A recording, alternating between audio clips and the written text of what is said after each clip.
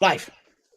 Wow, all that work, and now we are live. We are back. This is Ask the Oracles. Oh my God, it must be, what day is it? It is If it's Monday, it's time for Ask Ask the the Oracle. Oracle. Wow, wow, wow. Feels like it's been forever. Monty and Amy, how are you? I like your new location. It's a nice look. Uh, Thank you. We're in Amy's studio, one section of it. Because we couldn't get internet in our normal space. Right. But we're all going with the flow these days. This place is like a barbershop, 3 computers, no waiting. wow. How was your week? Any new book deals in the last week? Sort of. Well, yeah, we've been editing. I'm editing one book while he's editing another, and it's good. It keeps us focused and in the Did I moment. misread that? You wrote a 160,000 word book that you're editing. Is that true? Yeah. That's why it has to be edited. That's what we're talking about today, creativity and what it takes to be prolific. And People are always saying we're prolific. You know why? Because we don't do anything else. and you never see our feet. There's actually leg chains down. It's like being on a slave ship here. Not to get anyone upset. No. But we had sort of the miracle of the typos this week. That was kind of fun. We had an actual miracle take place between our editor at Red Feather and us. She sent back the manuscript and said, "There's words missing." And I've never. In other words, the manuscript was at a very refined state, ready to go to galleys. Yeah. And she said, "I have some weird questions." And those of you who know my Facebook page have seen it. The sentences were all about things that could easily be construed as being told to us by Zane, who passed away on the 13th. Because we've been very sad. So we feel like, we really got a message directly from Zane because it was such a unexpected, weird thing that never happened before, to have complete missing sentences and fragments. 2 sentences in the death card. It was just amazing. And then it turns out this morning, our editor tells us that she hasn't told anyone, but her dog passed away. I don't know if she wants you to. Nobody knows who our editor is. Oh, okay. What? Any psychics? Turn off your whatever. Anyhow, she felt there was a message for her too. So these 2 scamp animals are out there. How do you get into a file? I can't even get my computer to work upstairs. And on the other side, you got these 2 animals taking words out of a file. It's pretty cool. It's cool. Yeah, that's what it is when you're an oracle, right? You read the signs and symbols. Right. I could have just as easily said, "Oh, these words are missing. I'll put them in." But that's our week. How was your week, Jeff? My week was experimental. Last week was experimental. I did something innovative once again. I tried out using Twitter as a platform for an event gathering, and it worked out well. I did not know what to expect, and it gave me an enlightenment. But on top of that, I came up with yet another idea on how to apply NFTs. So I'm now even busier. That's why I have no links to share, because I'm processing how to make sense of all of this. So, I had links. Sorry? You shed links. You have done so many different things that you just move ahead. There's like links in your wake. This is what brings us to our theme for today, the way of creativity, which is a way of life where you have ideas and you pursue them and they make you grow as a person, they make you grow spiritually. And that's why we have our guest, Stephen Bright. One of the most creative people we know. Who's Thank you. As prolific as we are. Hi, Stephen. Hi, how are in you? the UK. Good evening. And you have a new book that I have right here called The Oracle Creator, which is so beautiful and so chock full of information. Oh, wow. Tell us about Irene has it. Oh, we're all matching. Tell us about it, because we're happy to be a little part of it also. Yeah, well, basically, I was speaking to the publishers at Liminal 11 for quite a few years, actually, before this came about. I made friends with them at one of the UK tarot conferences. And sometime down the track, they suggested to me, would you be interested in writing a book about how to create an oracle or a tarot deck? And I think what they initially was expecting was that I would go through the procedure that I might go through when I'm creating illustrations, or, in the same way that you might do, Amy. But then I realized that there was so much more to this book than just that. And the most important thing, I think, is when you're creating something, is the planning that happens sometimes before you even put pen to paper, or, you cut out a piece of collage, or, however you're going to go about it. So I really wanted to spend quite a lot of time kind of showing people how you get to that place beforehand, before you actually do anything really creative, with your hands, like drawing or painting or what have you. Then I kind of thought, if I'm going to do that, then we really need to know what happens after you created your article. Do you get it published? If so, how do you get it published? What is it that publishers are looking for? If you want to self-publish, how do you do that? Because so many people do this, but there doesn't seem to be any texts out there at the moment, or until this, that really go into depth about, how you actually do these things. How do you take it from an idea in your head to something on a piece of card? How do you then take that piece of card out there for other people? Or, for some people, it's just that they wanted to have a deck that they could use on their own. Not everybody wants to get it published. So the book really became something else. Yes. And to do that, there's so many parts of this process that I don't have experience of. So I've never done a Kickstarter. I've not self-published.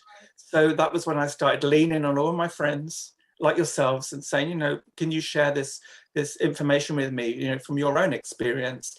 And they became little stand-alone interviews in the book. Well, it's so well organized, and you do have the step-by-step. I mean, I must admit, when you mentioned it to us, I was a little skeptical, like, there's really that many people who want to design an oracle, but it's true. And you see so many new decks coming out, and new decks that are self-published, and many different themes. And I love the way you kind of really lead the person through the steps. And we get asked over the years, so many people ask us about publishing, right? Yeah. I'm always amazed that people don't listen to our advice. Well, do they really want to know about publishing? Because we tell them the truth, and we try to, but not in the whole book. So, I mean, now they can get your book and learn the whole thing. And we don't know anything about self-publishing. Yeah. So it was very interesting to read that aspect. And we've never done a Kickstarter either. So it's actually a very valuable book for a lot of reasons. There's always been, in the tarot community, everybody would know this, they always sold a blank deck that was just 78 blank cards. I think it was US Games. Yeah, right? I think they did, because people have been making their own decks forever. Since Stuart Kaplan did that. Well, just like you can make your own talking board or your own pendulum, it makes it very personal. And we like to think that the creativity deck goes very well with your book. I love these two together, even visually. Look at. We're hoping to see them. Hello. Customers who bought this also bought this. Nice recommendation engine. It's real. No AI needed here. Yes. Yeah. Jeffrey's creating his own oracle too. Entrepreneurial oracle deck. Yes. There you go.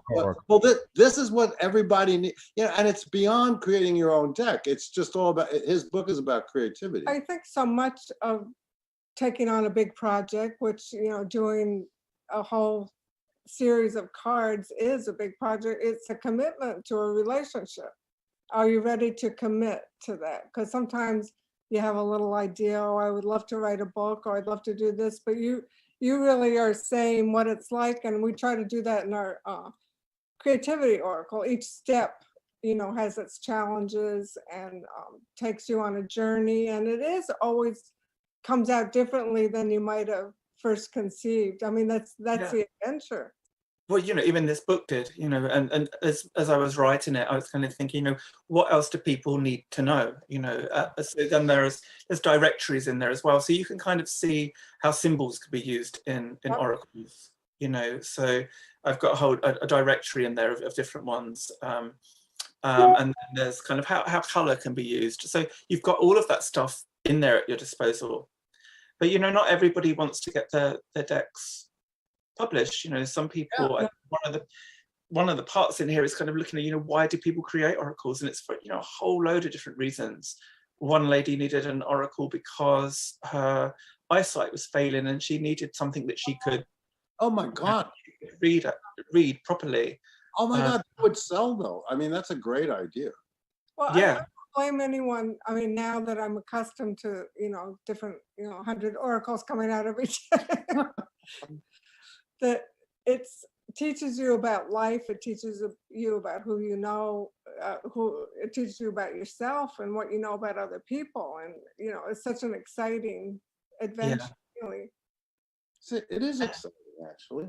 I mean, we did it, started a long time ago, and that's why we kept coming up with new ideas, right? You want to delve in, find out where you're at now, where the universe is now, these touchstones, and they all work. We always say you can look at the clouds and get a message, for an answer for your question, but we like beautiful art, right? And I think, on top of that, I think what it also does is it kind of gives you some of the difficulties that are involved with creating and publishing as well, so almost that you don't need to. So there are a lot of hidden costs sometimes in Kickstarters, and it kind of shows people that, so they don't get involved and then end up losing a load of money. Wow. Wait, I didn't know that. You can lose money doing a Kickstarter? well, if you don't kind of yes, sort out all of your pennies, it could be that there could be some kind of charges that need to be paid, or somebody might pull out, all of these kind of things, which is then going to end up eating into your own bank balance. So it's about being thorough. Yeah, Jeff wants to weigh in. most successful Kickstarter campaigns happen because people advertise them, and that there's a promotion being done across social channels to drive people to the Kickstarter. It doesn't happen in a vacuum. Crowdfunding is great, but you have to either find the crowd or bring the crowd. And so, and unlike Indiegogo, Kickstarter, actually, you only get the money if the entire goal number is reached. Indiegogo lets you get it incrementally. So if you don't, and then you get different levels of visibility on Kickstarter's website, and for that matter, crowdfunding websites, if you meet certain minimum criteria in terms of commitments. So there's a reason why, and the formulas that people apply that, okay, I want to raise $300,000. I'm willing to commit $100,000 to marketing myself because I will get $300,000 if I do that. If you put zero in, you may raise your goal, but you may not. And so there's a lot that goes into, plus most Kickstarters require a 2 or 3 minute promotional video. Some people take that to a high level to create a very professional look and feel to it. So there's lots of hidden costs and upfront costs and time costs all associated with that. So there's, so you do want to get the Kickstarter right. And you want to put yourself in the best position possible to make sure your message is being heard, and that you're not, and people understand the intention and purpose behind what you're doing. So there is, and of course your own time, right? If you're going to spend 6 months planning a campaign that's going to be running for a certain period of time, if you value your time at all, there's all of that too that could go to waste if you don't orchestrate your Kickstarter properly. So there's a lot of that. So there's the money spent, the money not spent, but all your time. And so, that's what I've seen anyway. And so there's many reasons why you want to do it right. Jeff, what we're talking about, creating your deck, a big project, this kind of parallels when you have to advise a startup company, right? Somebody has an idea. Do they really know all the steps involved to taking something to fruition, a manifestation? Well, I'll tell you, yes, it's true. But I'll mention that my own personal success have come by not knowing the steps. Sometimes ignorance is bliss, in the sense that if I don't know the framework that's expected, I work and do things outside the lines, and people are not necessarily set up for that. So it's been highly disruptive and at the same time highly successal. That said, of course, there's a process of taking an idea and making it into a business, and what you need to go through to manifest that. And that is, whatever path people take on, it should be their path, and they need to follow the steps necessary to do it. And if there are ways to be successful, to be ignorant of that success, that's silly, right? So you want to be able to know what you can do. And when you're breaking new ground, it's like if you guys had to start an idea for a startup, if it feels right to you, and you could find other people who believe in it, then intuitively I say yes, it's a good idea. Let's do it, please make it happen. But how do you make it happen, and how do you bring it to light, and how do you then do what's needed in order for it to be successful? That's all part of that process. So whether I'm trying to manifest a deck for myself, or a new startup that's going to change the way the world sees agreements, maybe. You've done that. I mean, you were an early adopter of Twitter. You were part of the formation, and I remember when you were doing 140 conferences. Yeah, so there's that news, right? So you mentioned the 140. So I'm actually bringing it back to life. Really?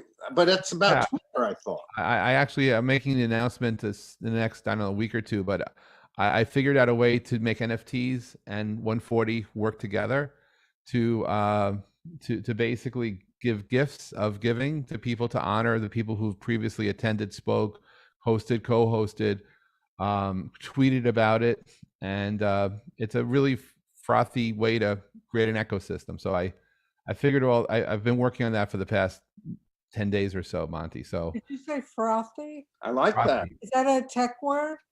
I think it's more like dealing with cappuccino, but it's the same thing. Well, cappuccino is a tech word. You've been very creative during this pandemic, Jeff. You got back to drawing and everything. Yes. I can't even count the books that we did. We have a whole bunch for next year, Stephen, too. I know you're working on something all the time. This keeps us sane, right? Yeah, I guess I'm always thinking about the thing that comes after the thing that I'm doing at the time. That's, and I think especially when you're publishing. This is a book everybody needs. I don't even say this about my own work. That's right. but this is a book that I think, beautiful. Yeah, it's like a why didn't I think of that kind of book? Congratulations. We want everyone to be creative. I mean, that's how we solve the world's problems. That's how we solve our own problems. That's how we can help other people, right? When you're creative, you're open to spirit. I mean, creativity, we always say this, it's spirituality. That's why it's the way of creativity. It's a way of life.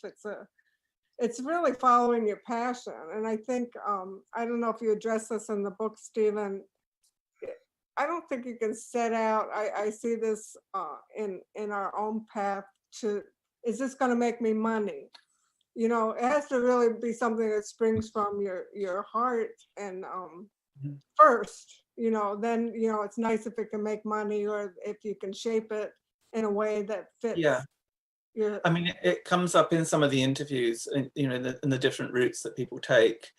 Through talking to US Games, there are some people, that they're not going to be set up for life, but people can make a good income from a successful tarot or oracle deck.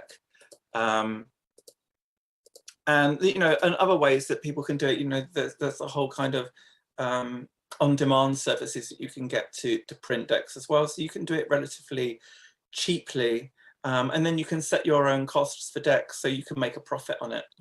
So there are kind of some guidance in there. There's not really any guidance as how to make money doing it, but I think some ways of doing it are going to garner a little bit of a better financial reward. And I guess that's the problem really, because Kickstarter, you could make some money doing it, or more than other avenues, but then you have the high risks as well.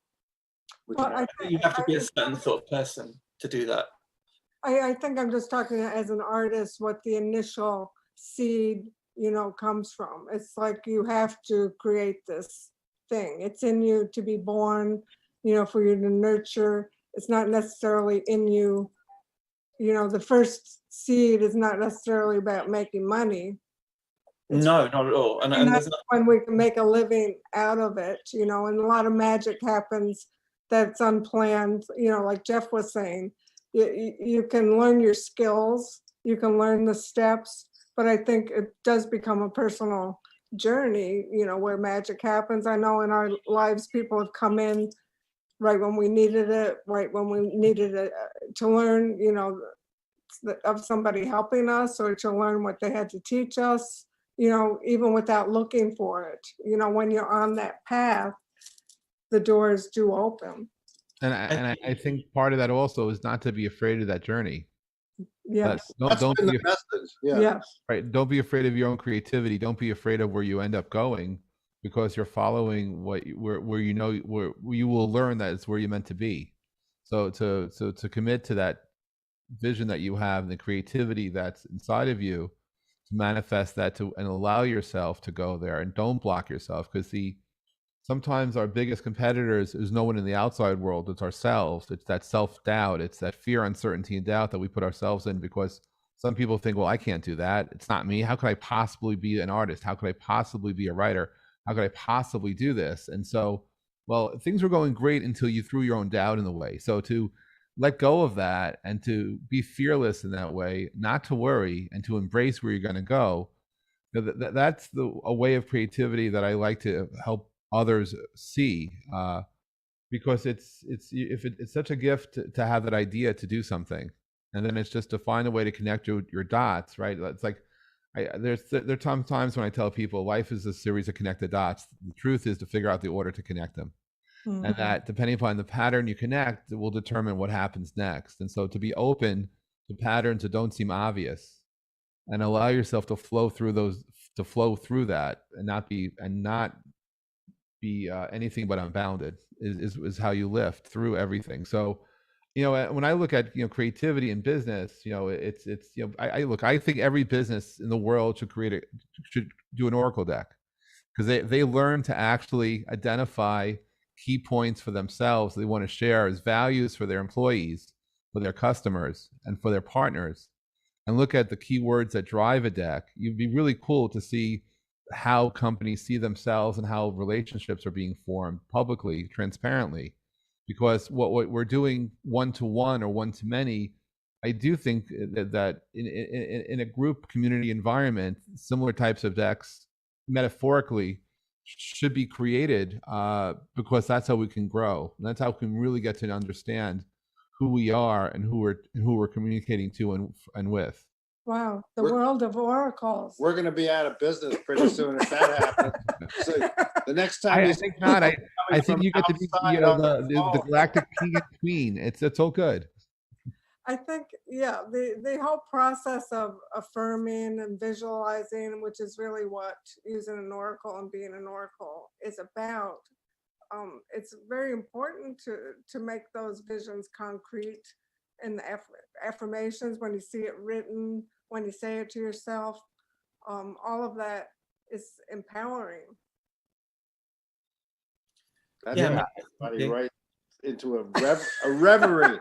No, yeah, I think that's why I'm I just see throwing it back out. Well, that's why I ask the oracles is an important thing, because we're all here to give each other a pep talk about stuff that we all know. When we used to ask questions, we used to get a lot of questions. We used to answer questions. We used to get a lot of questions about, I'm doing this, but I want Should to I do do that. this or that? We said, do both. We always said that, because, and when you're enmeshed in doing this and you want to do that, it requires effort to get out of doing this and go over and do a little bit of that, you know, because you are enmeshed. You want to look at it as an addiction or whatever. It's always hard to change those kind of things. And one of the things that you need, like Jeff said, is you have to have the courage to go on. And like any good exercise, it's got to be something you want to do every day. But also you have to be organized in a routine. Stephen, I'm sure you can weigh in on this. I have a very regular routine. You know, I walk into my studio in the morning. I have my She coffee. shoos the elves away from her work. I have my coffee. I think about what I'm working on at the moment. I can go from one thing to the other. I mean, we're different personalities. You know, Monty's a little more rigid. You know, he has a lot of fixed planets. He has to focus on one thing, but you can multitask as well. But I think you have to have your space organized. You have to have your list organized of the to-do list, right, Stephen?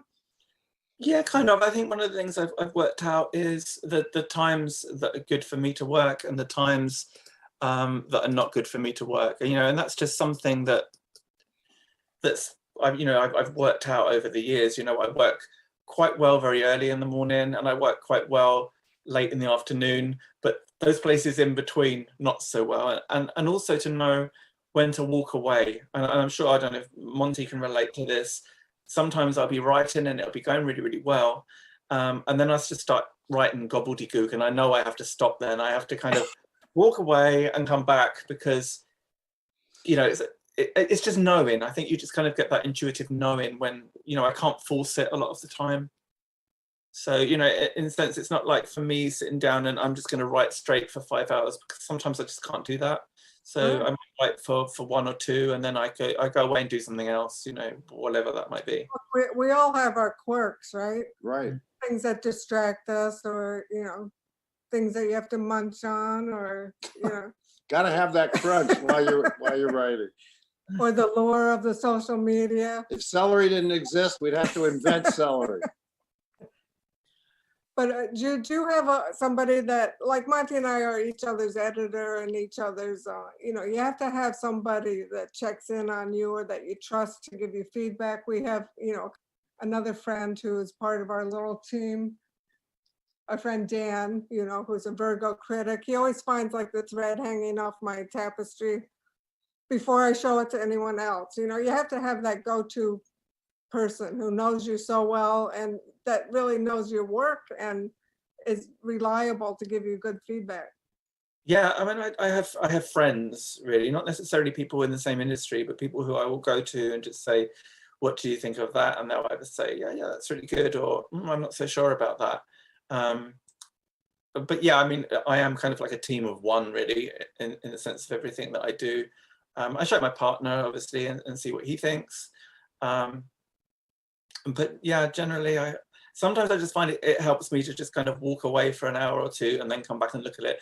Or after a night's sleep, come back and look at something the next day, and look at it with those fresh eyes, you know, especially visual stuff. Well, I mean, I love something and then hate it the next morning, you know. I don't think I've ever hated it. Amy's been an artist since she's 3 years old, so it's a different. Look, it's hard work too. We have to take care of our bodies. I mean, we've been over artwork all day long. You know, you get stiff neck, you have to have massages. We have to incorporate a lot of wellness things into this too. These are big commitments and big projects. For the follow-up to the Oracle Creators. The Oracle Creators exercise program.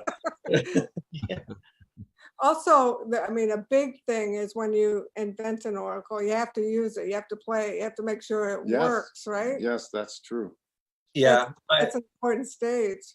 I have a couple of things here actually that I just found in the cupboard before we came on, and this is just loads of little cardboard sheets here, you know, which I've just glued on pictures, and this is for an oracle that I've written the book for Anne Stokes, and when I was sent the images, you know, I had to work these out, you know, to make sure that they were going to work as an oracle, you know, to make sure that there was different kinds of meanings for different kinds of images. So I always have what I would call a dummy deck to work with. You know, here's another one. This one's for this one's coming up for Red Feather at some point. They're great. Great. Wow. A lot of books for them. I love working with Red Feather. Yeah, they're great. But you know, you need, when I'm writing the actual book, after I've completed the images, I always get to this stage where I print everything out and I start playing with it, you know, and if something doesn't seem like it's that it's right, you know, if something doesn't seem in tune, a card doesn't seem in tune, then I will go back and change it. You know, some of the titles in this had to change, or there are cards that like stuck out and they didn't read as fluidly. So it's like, well, you know, I need to change the title of that, or the image isn't right, or I need to add something else in. So I kind of had that process when I'm working with card decks of making sure, you know, testing them out and making sure that they're going to run smoothly when people use them. You know, I think one thing that's apparent is that creative projects help to create you. Oh, it's so true. Yeah, I mean, it's a reciprocity. I mean, Yes. at this stage of our life, and I'm sure Jeffrey, it's the same with you. You can acknowledge how much of your present self has been created by the projects you got involved with. Absolutely. I think well, first of all, I think there are multiple, each and every one of us is as a result of that Yeah, we change and things evolve, and at the same time things stay the same. And I'm still processing some other things that you guys said earlier. The enormity of putting together a manuscript to how to create Oracle deck, how to the creativity side of that. I think Stephen is brilliant, and I really do believe that it can be used literally as you've written it for. But I do think there's merit to actually, because I was listening to what I was saying as I was talking before, and I really do think that you could take that same body of work you have, and for any company that's looking to embrace creativity, because you see about 20 years ago, a lot of large corporations started innovation departments, companies that were old stodgy companies because the internet happened and they were being disrupted whether they liked it or not. So the smarter companies decided to start hiring people who would be internal disruptors, people that are not from their own industry, but people who'd come in from the left field and all of a sudden do something magical. And while it did create internal disruption, some companies did change, others failed because creativity was not at the core of the company, and now they need to embrace it more than ever before. And I think that if large corporations were to take what you have and internalize it and look for what values they have and create the equivalent of an Oracle deck for their own value system, as a means to teach them to recognize for themselves who they are and for the types of people they want to have in their future teams, the types of if they're a product company, the types of products they want to manifest. It could actually be a really a spiritually opening moment that could be literally a change factor in a big way. Because I think that while you may be focusing on people creating Oracle decks and tarots and other things, and you literally help them through that process, what you are giving people who are willing to listen is a blueprint to creativity and a blueprint to literally taking what they have and manifesting it in a way that's meaningful. So if you're someone who knows someone who's stuck in corporate culture, who wants to break it, wants to be effectively changed, I've been to large companies which are having retreats, and they want to have certain people come and talk and sort of like get them thinking outside the box. Teaching on a company retreat 100 top executives of the company how to be oracles or how to embrace their inner creativity would be a wonderful lesson for all, and would be actually an awe-inspiring experience for that. So I think there's a much larger market than yeah. and then when Monty and Amy were talking about all the books they've been writing during the pandemic, I was imagining them starring in a Netflix TV series about life of an oracle. The life of an Life oracle. of an Oracle, cool. Wow. Hey, Stephen, and this is I just wanted to say one thing. I'm so sorry. No, I was thinking like for a corporation, say you had 50 people at the meeting, that they all could contribute a card or write the card. And then when you shuffle it, it's the whole company together, Right. This is how working Amy works. She doesn't wait. That's called She's already doing it. It's brainstorming, right? Hey, actually, Amy, you took the words right out of my mouth, because years ago I used to teach in schools, and I used to go to all different kind of age groups. And one of the things that I would do is I would get everybody in the class to make one card. And the card was going to be something maybe that they didn't feel that they could talk about, but they could do it visually, or it would be something about them that they were really proud of. And then at the end, we would kind of put all of the cards together, and we'd pull one out and we'd ask somebody else to look at it. And it wasn't so much as to do with card reading. I never said that it was about card reading or tarot or anything like that, but it was about, what do you think this person has experienced? How has this person used color or visuals here to express themselves? So, very much like what you said, but, for young people, I felt it was, it was quite, groundbreaking for them to be able to express themselves in a different way. How beautiful. Yeah, it's like oracles are really a Rorschach test. Yes. And when you're creating an oracle, you're creating your personal Rorschach test. And one thing going out of the spiritual into the business head, every publisher, since Stephen, you're with a publisher, they have what's called a special sales division. And the special sales division is the person that, like in our case, goes out and sold the Wild Goddess Oracle to TJ Maxx, and Home Goods. But And- they have books of every subject, so how are they going to know what they all are? We've had the opportunity a few times to go to present. sales conference. But what I'm trying to say is, maybe it's something to give Jeff's idea to the special salespeople and say, you can be, because what'll happen is they'll try and sell like 100 of your deck at a special discount, which we To unfortunately a corporation. to you a mean. corporation for their retreat, and then they can promote you as the person who comes to the retreat. That's all, we need new ideas, right? Yeah. Sorry, I hate it when people tell me what to do. I don't mean to do that. No, but I think it's What we really get excited about, right?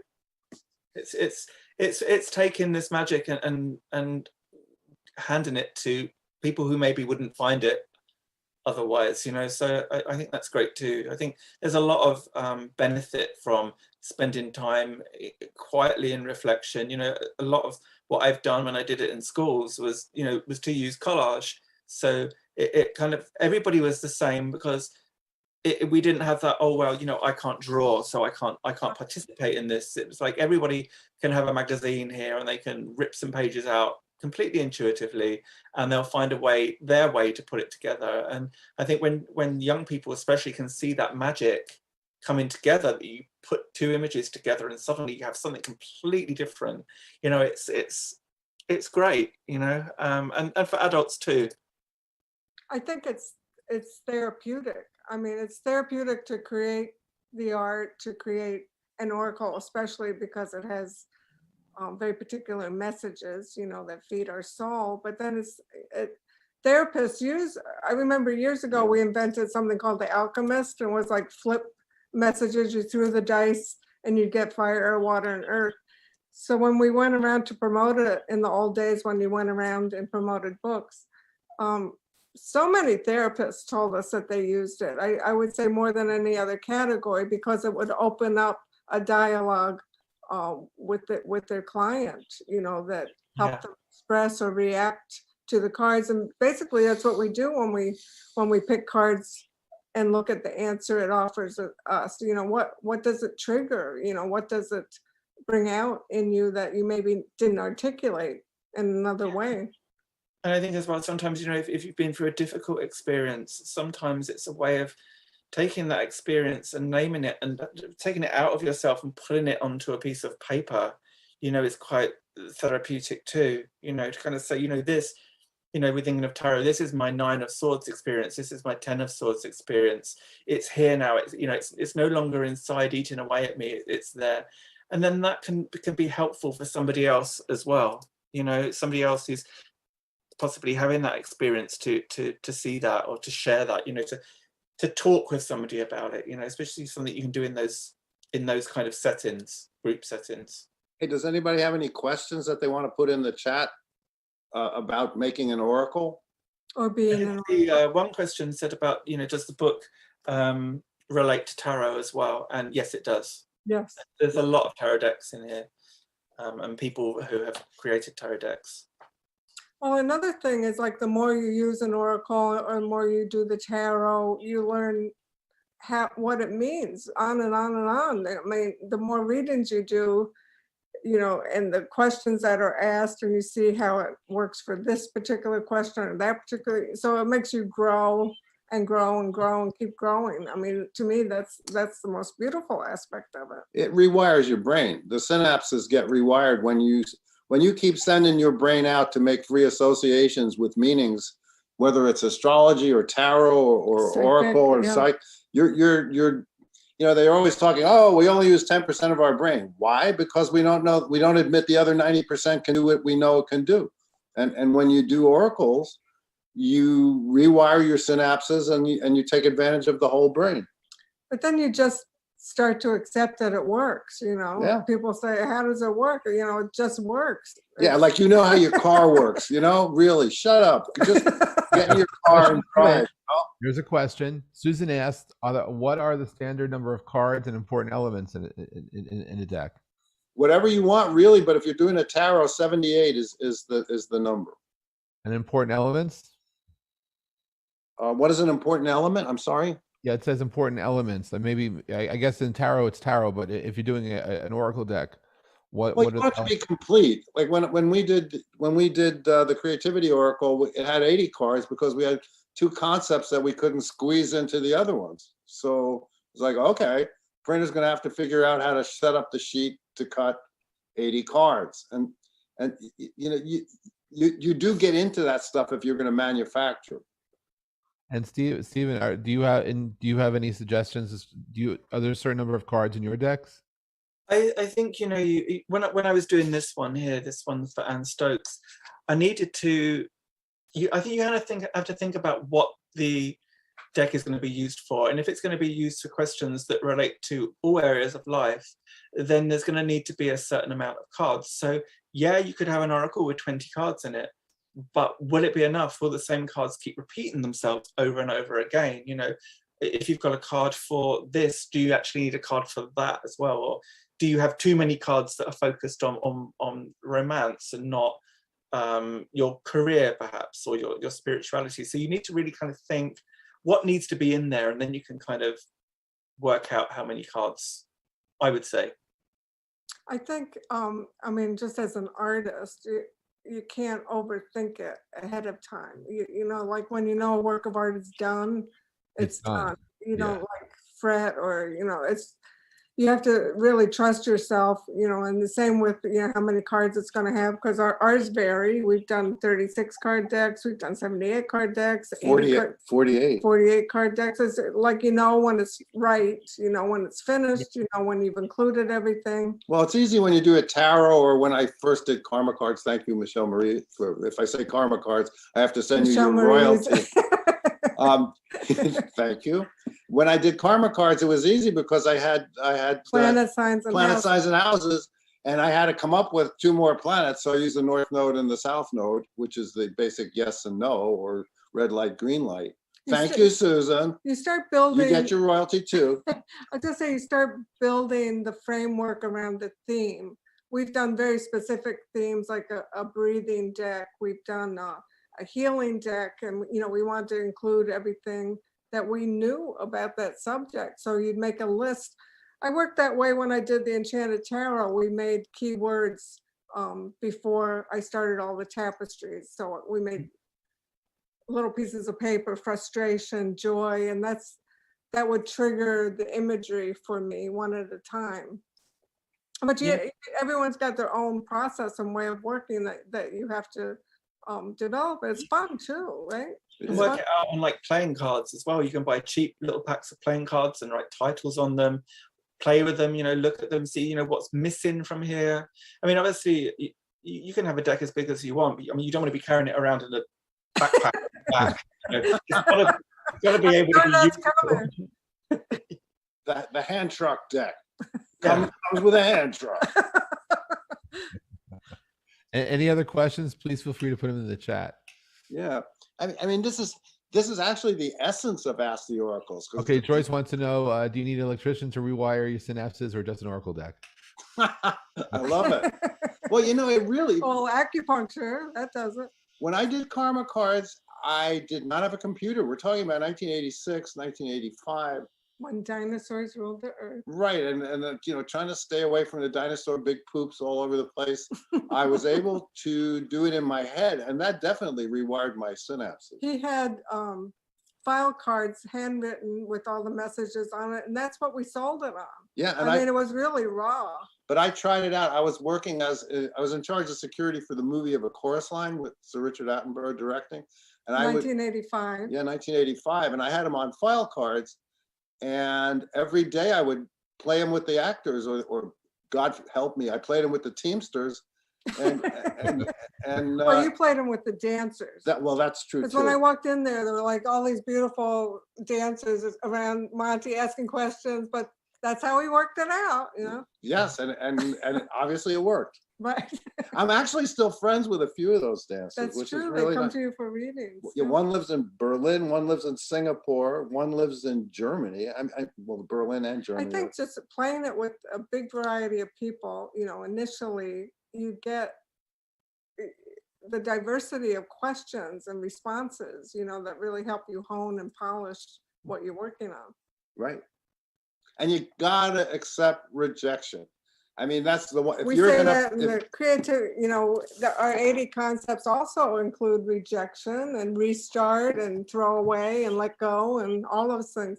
and go in the bathroom and vomit. That's one of the cards that didn't work. Right.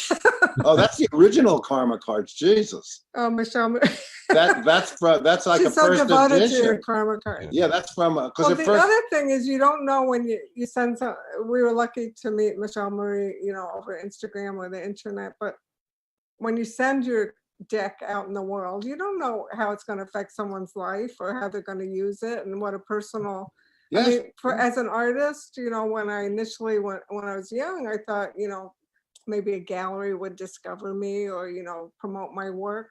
When I found doing oracles as a way of expressing my art and giving it to the world, I mean, it opened up amazing things. I mean, I found that was my way, the Yeah. way of the oracle, right? and recently we did Enchanted Worlds with Red Feather. They did an amazing job, and that's our museum. That's the museum of Amy's work, and we have friends who are famous artists, but more people know who Amy is than know who they are because of doing oracles. Well, So you can't be elitist. I mean, the art world is a very elite kind of small world, really, but publishing, it's fantastic. It's a way to really reach so many more people. yeah, I mean, we love seeing you doing it, Stephen, because you're doing it. We want somebody to work as hard as we do. Yeah. The thing is, I think that the point of this book really is I say in it, everybody has an oracle or a deck within them, and the idea is that anybody can do this, and it's to show you how many different ways that you can, and you don't have to do anything in a you don't have to follow the way that everybody else has done it. You can carve out your own way, your own oracle. So I would encourage anybody before that doubt sets in to kind of consider, what's your strength? How might I do this if I'm not the best drawer in the world? How might I do it if I'm not the best drawer in the world and I'm going to still draw? Because people do. People try, all different ways of doing it. Yeah. Well, do you talk about collaboration in the book? Because obviously that's what we've done it. Yeah. You collaborate with other people too.